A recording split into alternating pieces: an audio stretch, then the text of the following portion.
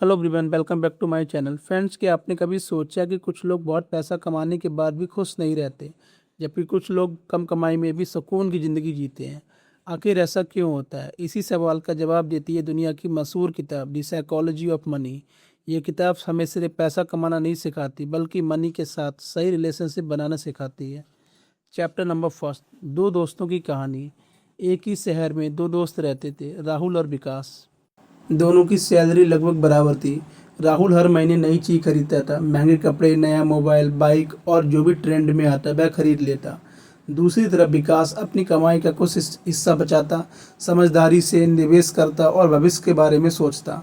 कुछ साल बाद दोनों की ज़िंदगी बदल गई। राहुल की सैलरी बढ़ी, लेकिन उसके खर्चे भी बढ़ गए। विकास की भी सैलरी बढ़ी, लेकिन उसकी सेविंग्स और इन्वेस्टमेंट उससे भी तेज बढ़ी।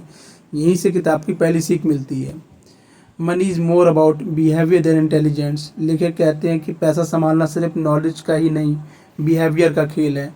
बहुत से लोग सब कुछ जानते हैं, फिर भी गलत फैसले लेते हैं, और कई साधारण ज्ञान के बावजूद सही आदतों की वजह से आर्थिक रूप से सफल हो जाते हैं। दूसरी सीख, वेल्थ दिखती नहीं है। लेखक कहते हैं कि महंगी कार, बड़ा घर और ब्रांडेड कपड़े देखकर किसी को अमीर मत समझिए। रियल वेल्थ वही है जो दिखाई नहीं देती। बैंक में बचत, निवेश और फाइनेंशियल सिक्योरिटी ही असली दौलत है। तीसरी सीख, सेव फर्स्ट। हर महीने जो कमाओ उसका एक हिस्सा पहले बचाओ, फिर खर्च करो, क्योंकि जो व्यक्ति बचत की आदत बना लेता है वही भविष्य में फाइनेंशियली स्ट्रांग बनता है। चौथी सीख, कंपाउंड इंटरेस्ट की ताकत। लेखक बताते हैं कि छोटे छोटे इन्वेस्टमेंट भी समय के साथ बहुत बड़े बन सकते हैं, इसलिए जल्दी शुरुआत करना सबसे बड़ा फ़ायदा है। पांचवी सीख, फाइनेंशियली फ्रीडम। किताब कहती है कि सबसे बड़ा सुख सिर्फ अमीर बनना नहीं, सबसे बड़ा सुख है अपने समय पर अपना अधिकार होना। जब आप बिना पैसों की चिंता के अपने फैसले खुद ले सकें, वही असली फाइनेंशियली फ्रीडम है। कंक्लूज़न, दोस्तों, इस किताब का संदेश बहुत सीधा है। ज़्यादा पैसे कमाने से ज़्यादा ज़रूरी है पैसे के साथ सही बिहेवियर रखना। अगर आप बचत करेंगे, सही निवेश रखेंगे, धैर्य रखेंगे और दिखावे से बचेंगे, तो धीरे धीरे आर्थिक रूप से मजबूत बन सकते हैं।